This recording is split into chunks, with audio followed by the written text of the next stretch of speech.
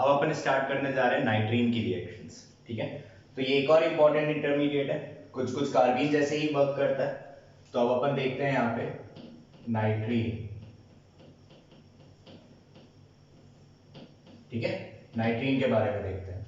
तो देखो नाइट्रीन का ढांचा कैसा दिखेगा, कुछ ऐसा, लोन पेयर और ये वेकेंट ऑर्बिटल।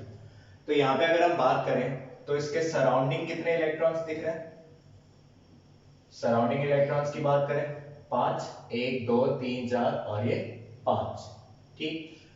शेयर्ड इलेक्ट्रॉन की बात करें, शेयर्ड इलेक्ट्रॉन कितने हैं, 1 2 3 4 5 6 6। इसका मतलब इसका जो ऑक्टेट है, इसका ऑक्टेट क्या है, इनकम्प्लीट है, ठीक। लेकिन ये न्यूट्रल है, न्यूट्रल है, जैसे कार्बन न्यूट्रल था, ठीक। और इंटरमीडिएट है, दूसरा दिख रहा है कि इनकम्प्लीट ऑक्टेट है, तो और क्या होगा, इट विल बी अनस्टेबल, ठीक है। और एक चीज और क्लियरली दिख रही है, सराउंडिंग इलेक्ट्रॉन्स 5 है, शेयर्ड 6 है, तो इसका मतलब इलेक्ट्रॉन डेफिसिट भी है, इलेक्ट्रॉन की कमी है इसके पास। तो ये होता है अपना नाइट्रीन इंटरमीडिएट, कुछ कुछ कार्बन जैसे दिख रहा है। तो सबसे पहले अपन पढ़ते हैं कि नाइट्रीन की फॉर्मेशन कैसे होती है, और फिर आगे बढ़ते हुए अपन इसकी रिएक्शंस पढ़ेंगे। देखो यहाँ पे कुल मिला के तुम्हारे पास 5 मेजर रिएक्शंस होती हैं। पहली रिएक्शन हॉफमैन ब्रोमामाइड रिएक्शन, फिर Lossen reaction, Curtius reaction, Smith reaction और बेकमैन रीअरेंजमेंट। तो एक एक करके अपन इन रिएक्शंस के बारे में पढ़ते हैं। पहले फॉर्मेशन ऑफ नाइट्रीन देख लेते हैं कि कैसे नाइट्रीन फॉर्म होती है।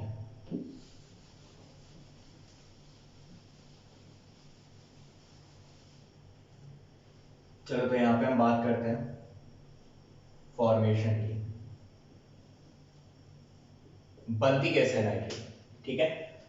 अजाइड कंपाउंड्स को उठाओ, what are azide compounds, N3 containing compounds, 4 bond plus lone pair, 2 bond minus lone pair. कुछ कुछ केस पढ़ा हुआ लग रहा है, हमने पढ़ा था यहाँ पे CH2N2 वाले केस में, वहां पे भी N डबल बॉन्ड आ रहा था और यहाँ डबल बॉन्ड कार्बन के साथ था। सेम चीज इधर होती है, ये लोन पेयर इधर और ये इधर। अगर इस तरीके से होता है तो देखो क्या फॉर्म होएगा, RN N triple bond N, इस पे प्लस चार्ज, ठीक है, इस पे लोन पेयर और यहां पे माइनस चार्ज, ये वाला जो बॉन्ड इधर गया, ठीक है, क्लियर है बात। अब इधर अगर मैं हीट प्रोवाइड कर देता हूं, अब हीट जरूरी नहीं है, तुम किसी भी सॉर्ट की एनर्जी प्रोवाइड कर सकते हो यहां पे, लेकिन तुम कोई भी अगर एनर्जी प्रोवाइड कर देते हो तो उससे क्या होगा, जो एंट्रोपी है वो मेरा बढ़ेगा। एंट्रोपी बढ़ रहा है तो ये हम पहले भी पढ़ चुके हैं, सेम चीज है, नंबर ऑफ मॉलिक्यूल्स क्या होंगे, हमारे नंबर ऑफ मॉलिक्यूल्स बढ़ जाएंगे। फिर मैंने तुमको बोला भी था, ऑब्जर्व करो, N2 या कोई भी गैस जनरली बनती है तो वो रिमूव हो ही रही होती है, तो यहां से ही N2 गैस की फॉर्म में निकल गया, पीछे क्या बच गया, RN वेकेंट ऑर्बिटल के साथ नाइट्रीन। तो इस तरीके से हमारे पास क्या होता है, फॉर्मेशन ऑफ नाइट्रीन। ये क्या बन गया यहाँ पे हमारा, बहुत ही बढ़िया तरीके से क्या बन गया यहाँ पे, नाइट्रीन। क्लियर, ये सिंपल है फॉर्मेशन। अब देखो ये जो अजाइड कंपाउंड्स की यहाँ पे मैंने बात करी है, इधर डायरेक्टली एल्काइल लगा दिया, ठीक। इधर डायरेक्टली एल्काइल ग्रुप की जगह कई बार तुम्हारे पास कार्बोनिल कंटेनिंग ग्रुप्स भी होते हैं, ठीक। और इस अजाइड की जगह कुछ और केसेस भी होते हैं, तो उनके लिए भी अपन देख लेते हैं कि किस तरीके से नाइट्रीन की फॉर्मेशन होगी।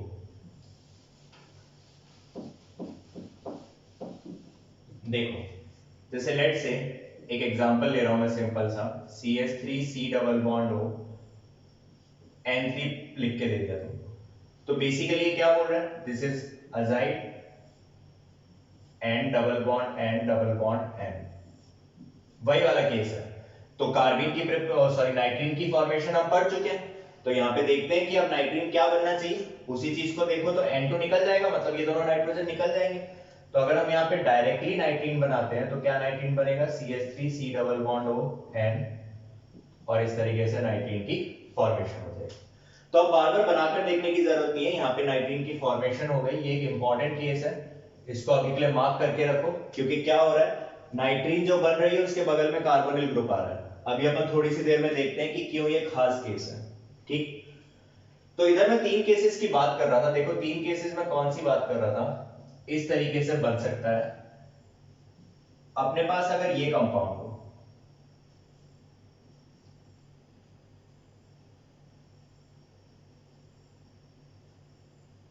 इसको इस तरीके से लो साइनाइड की फॉर्म में, ठीक है, साइनाइड की फॉर्म में या फिर अजाइड की फॉर्म में, ठीक। और एक और केस यहां पे हो सकता है इस फॉर्म में। तो ये 3 हमारे पास केसेस हैं जिनसे कि हम क्या प्रिपेयर कर सकते हैं, नाइट्रीन प्रिपेयर कर सकते हैं।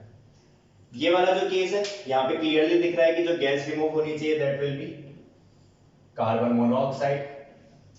इधर क्लियरली दिख रहा है कि जो गैस रिलीज हो रही होगी दैट विल बी नाइट्रोजन।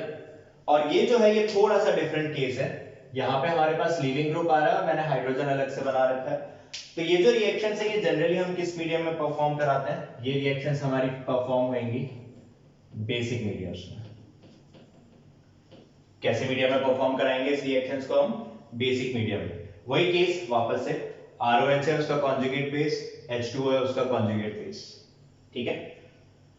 तो इन 3 केसेस को एक बार देख लेते हैं। इस वाले केस में देखो यहां पे क्या होगा, इलेक्ट्रॉन इलेक्ट्रॉन, ऑक्सीजन के पास लोन पेयर है, ये अपना लोन पेयर इधर देगा, ये यहां पे चला गया, ठीक। क्या फॉर्म हो गया इधर, Rn C triple bond O plus, क्योंकि ऑक्सीजन ने अपना लोन पेयर दिया है। और फिर यहां पे जैसे ही हम हीट देंगे तो हीट देने पे क्या हुआ, कार्बन मोनोऑक्साइड निकल गया। कार्बन मोनोऑक्साइड अगर निकल गया तो यहां पे क्या बन गया हमारे पास, नाइट्रीन प्लस कार्बन मोनोऑक्साइड हवा, ठीक। ये वाला केस मैं ऑलरेडी डिस्कस कर चुका हूं तो इसको हम फिर से डिस्कस नहीं कर रहे हैं। इस वाले केस पे हम चलते हैं विच इज इंपॉर्टेंट, क्योंकि बेसिकली जो अपनी हॉफमैन ब्रोमोमाइड रिएक्शन है उसमें बीच में ये वाला मॉलिक्यूल बनेगा, ये कंपाउंड बनेगा जिससे फिर रिएक्शन आगे प्रोसीड करेगी। तो आई गेस ये दोनों केसेस क्लियर है, ठीक है। इस पे चलते हैं यहां पर।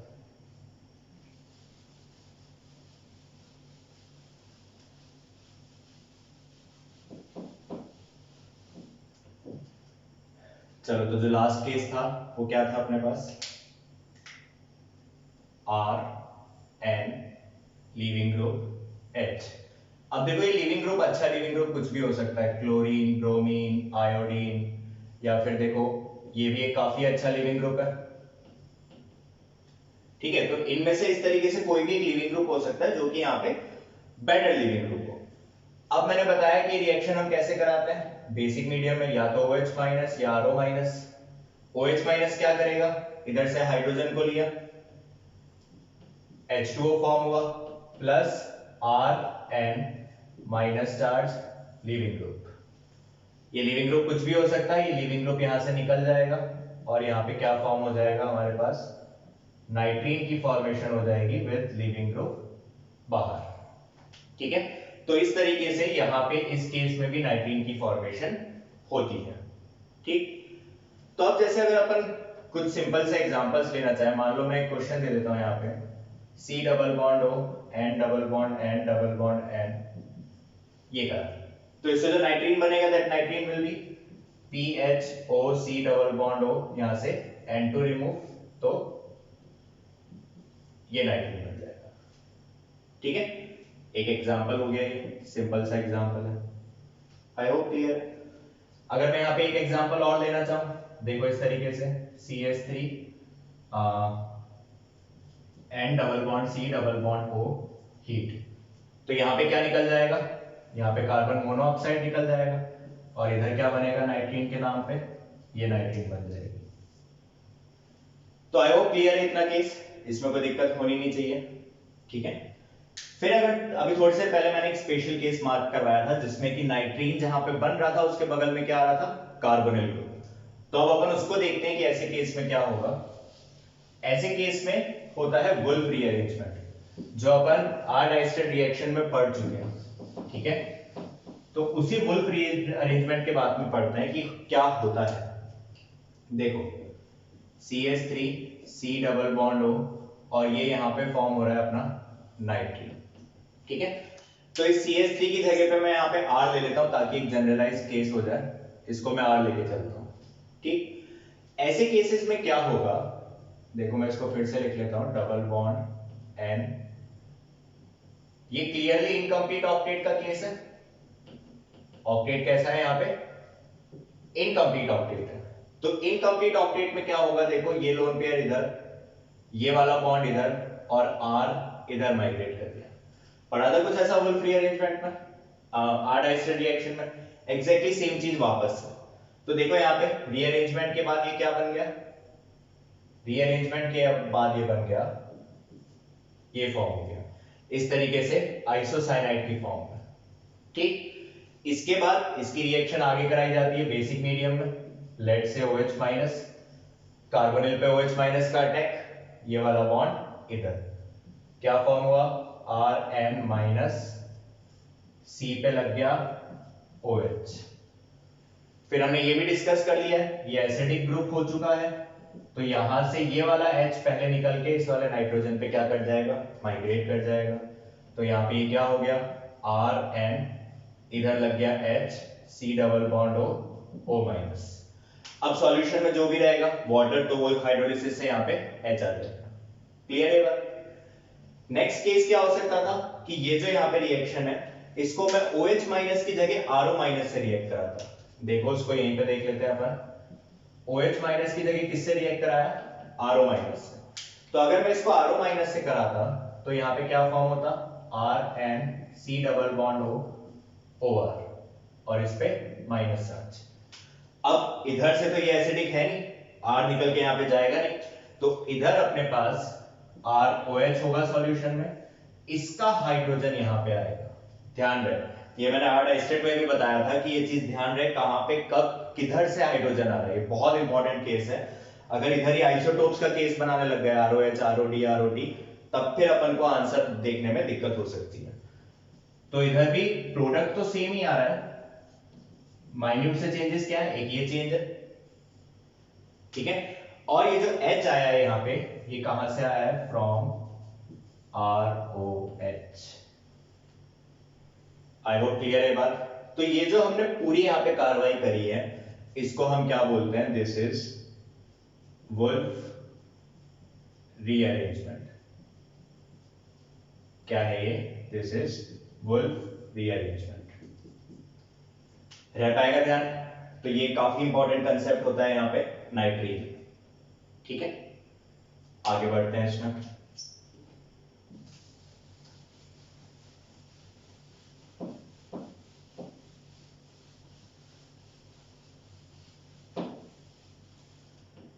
अब देखो मैंने बात करी थी कि अगर हम रिएक्शंस ऑफ नाइट्रीन की बात करते हैं, किसकी बात करते हैं, reactions of nitrene, reactions of nitrene, 5 major reactions होती है यहाँ पे। ठीक है, कौन कौन सी रिएक्शंस है, first is Hofmann bromamide, Hofmann bromamide reaction. ठीक, second is Lossen reaction, third is Curtius reaction. ठीक है, fourth is Schmidt reaction, and fifth last is Beckmann rearrangement. तो ये 5 नाइट्रीन की मेजर रिएक्शंस होती हैं जो हमको एक एक करके पढ़नी है। ठीक है, तो अपन स्टार्ट करते हैं यहाँ पे हॉफमैन ब्रोमामाइड रिएक्शन से। ठीक है, आज अपन कौन सी रिएक्शन पढ़ने जा रहे हैं, Hoffmann bromamide reaction. Simple reaction है, इतनी कॉम्प्लिकेटेड रिएक्शन नहीं है। ठीक है,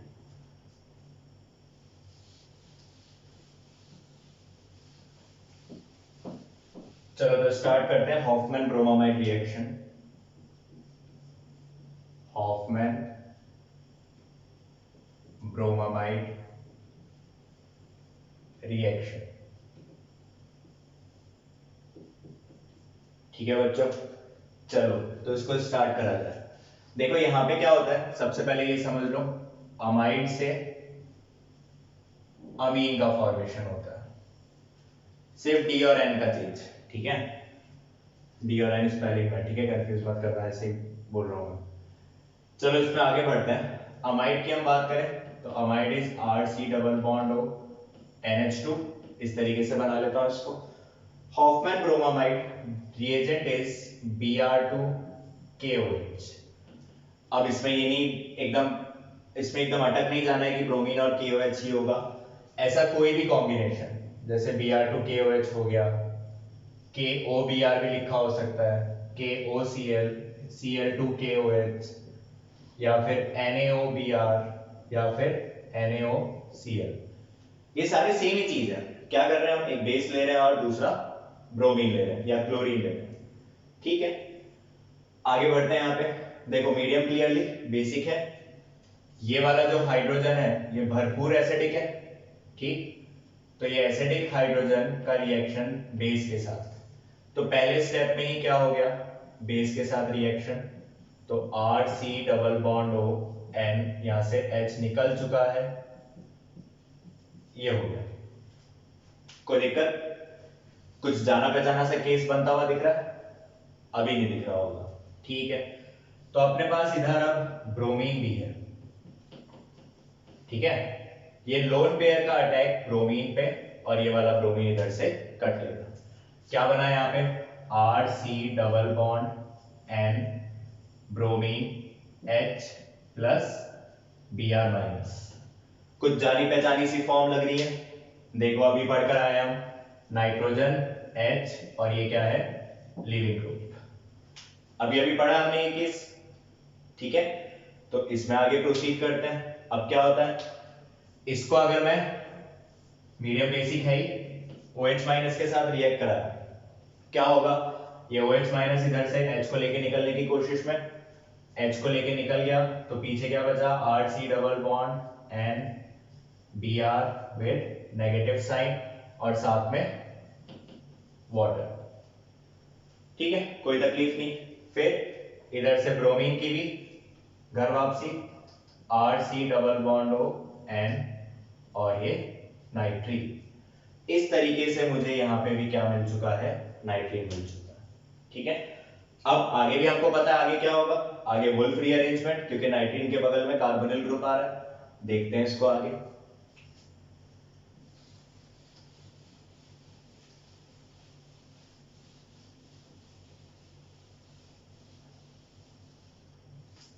ठीक है, ये आ गया अपने पास, ये नाइट्रीन बन चुका है। वुल्फ रीअरेंजमेंट करके ये इस फॉर्म में चला जाएगा, ये अपन पढ़ चुके हैं, ठीक है। मीडियम कैसा है भैया, मीडियम इज बेसिक, तो बेसिक मीडियम, इस पे अटैक, ये इधर Rn minus C double bond O और OH, कोई दिक्कत नहीं। फिर से वही चीज, एसिडिक H, हाइड्रोजन एक्सचेंज हुआ है, यहाँ पे हाइड्रोजन इधर आ चुका है, RnH, C double bond O minus, कोई तकलीफ नहीं यहाँ तक, बहुत आसानी से चल रही है चीजें। अब इधर अगर हमने हीट दे दिया, एंट्रोपी बढ़ेगा, नंबर ऑफ मॉलिक्यूल्स भी बढ़ेंगे। कैसे बढ़ सकता है, यहाँ पे ये लोन पेयर इधर कार्बन डाइऑक्साइड निकल गया। क्या तुम अब ऑब्जर्व कर पा रहे हो मेरी बात को, जो मैं बार बार बोल रहा हूँ, ऑर्गेनिक केमिस्ट्री में देखो ये सही तरीका नहीं है, लेकिन मैं तुमको एक ऑब्जर्वेशन बता रहा हूँ। हम बार बार देख रहे हैं कार्बन डाइऑक्साइड निकल रहा है, समझ आ रही है मेरी बात। तो ये काफी इंपॉर्टेंट चीज है, कार्बन डाइऑक्साइड गया बाहर, पीछे क्या बचा, RnH माइनस, ठीक है। वाटर है ही अपने पास, वाटर के साथ इसको रिएक्ट करा दो, और क्या बन गया, अमीन की फॉर्मेशन। क्लियर है बात, आई होप समझ में आ गया होगा ये। तो देखो यहां से इस तरीके से अमाइड से किसकी फॉर्मेशन हो गई अपने पास, अमीन की फॉर्मेशन। अब एज अ होल रिएक्शन को अगर तुम देखो, तो हमने अपनी रिएक्शन स्टार्ट करी थी इस मॉलिक्यूल से, और हमको फाइनली जो प्रोडक्ट मिल रहा है वो ये है। आफ्टर रिएक्शन विद Br2KOH या फिर ऊपर उनमें से कोई भी। तो अगर मैं एज अ होल यहाँ पे ऑब्जर्व करूं प्रोडक्ट डायरेक्टली बनाने के लिए, क्योंकि मैकेनिज्म तो नहीं हमको ड्रॉ करना है, ये तो हमारी समझ के लिए है, तो इधर अगर हम देखें तो यहाँ पे सिर्फ क्या हो रहा है, कार्बन मोनोऑक्साइड का रिमूवल, और ये एज इट इज आ गया। ठीक है, एक पॉइंट यहाँ पे और अपन को ध्यान में रखना है, जैसा कि हमने लास्ट रिएक्शन कार्बीन में भी देखा था, अगर मेरा ये R कायरल है तो रीअरेंजमेंट के टाइम पे इसकी कायरलिटी पे कोई भी फर्क नहीं पड़ेगा। मतलब जैसा ये पहले कायरल था सेम वैसा का वैसा कायरल ये अभी भी रहेगा। फॉर एग्जांपल अगर हम इस पे कुछ क्वेश्चंस भी ले लेते हैं,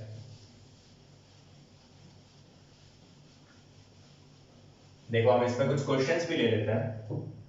तो जैसे अगर मैं यहाँ पे एक कायरल कार्बन ले लेता हूं इस तरीके से PHH,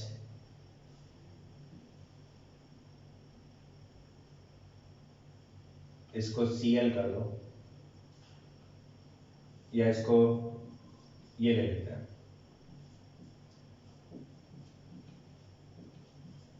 ये मॉलिक्यूल है। ठीक है, अब इस मॉलिक्यूल को क्या करना है, इस मॉलिक्यूल को हम रिएक्ट करा रहे हैं Br2KOH के साथ। तो Br2KOH के साथ रिएक्शन पे हम जानते हैं यहां से सिर्फ क्या निकल जाएगा, कार्बन मोनोऑक्साइड निकल जाएगा। तो फाइनल प्रोडक्ट क्या आ जाएगा, CH3 CH2 PHH CH2 NH2। कोई फर्क नहीं पड़ा कायरल कार्बन से। अब ये क्वेश्चन काफी तरीके से आ सकते हैं, जरूरी नहीं है हर बार ऐसे ही है। जैसे जो अभी हमने हॉफमैन ब्रोमाइड से पहले के केसेस देखे थे, मान लो उसमें अगर मैं क्वेश्चन इस तरीके से दे देता हूं NBrH, ठीक है, और इसका रिएक्शन करा रहे हैं हम बेसिक मीडियम में, तो यहां से क्या होगा, यहां से नाइट्रीन बनेगी और वो नाइट्रीन क्या बन जाएगी, ये नाइट्रीन बन जाएगा। ठीक है, तो ये दोनों केसेस हैं। देखो यहाँ पे कार्बोनिल नहीं है, तो इसमें जब मैं रिएक्शन को आगे बढ़ाऊंगा तो मैं रीअरेंजमेंट की बात भी नहीं करूंगा। जहां पे कार्बोनिल था उधर हमने रीअरेंजमेंट से प्रोडक्ट बनाया, तो अमाइड से अमीन बना था। एज अ होल अगर हम देखें तो सिर्फ किसका रिमूवल हो रहा है, इसका रिमूवल हो रहा है। ठीक है, जैसे एक एग्जांपल और देख लेते हैं, मैंने लिविंग ग्रुप में तुमको बताया था वो वाला केस भी। तो CH3 C double bond O N OS double bond O PHH। देखो ये वही केस है, H आ रहा है और ये पूरा का पूरा लिविंग ग्रुप है, क्रॉस कॉन्जुगेशन हो रहा है, तो काफी अच्छा लिविंग ग्रुप है, निकल सकता है इधर से। तो इसमें भी अगर हम बेसिक मीडियम में रिएक्शन कराते हैं तो ये लिविंग ग्रुप की तरह गया, ये तो बेस पहले ले चुका है इसको, तो यहां से जो नाइट्रीन मिलेगी हमको वो नाइट्रीन क्या हो जाएगा, CH3C double bond O N, और ये नाइट्रीन बन गई। ठीक है, साथ में क्या क्या रहा, वाटर बना, और लिविंग ग्रुप में क्या गया, ये लिविंग ग्रुप की तरह चला गया, PHS double bond O double bond O minus. तो आई होप यहां तक क्लियर होगा।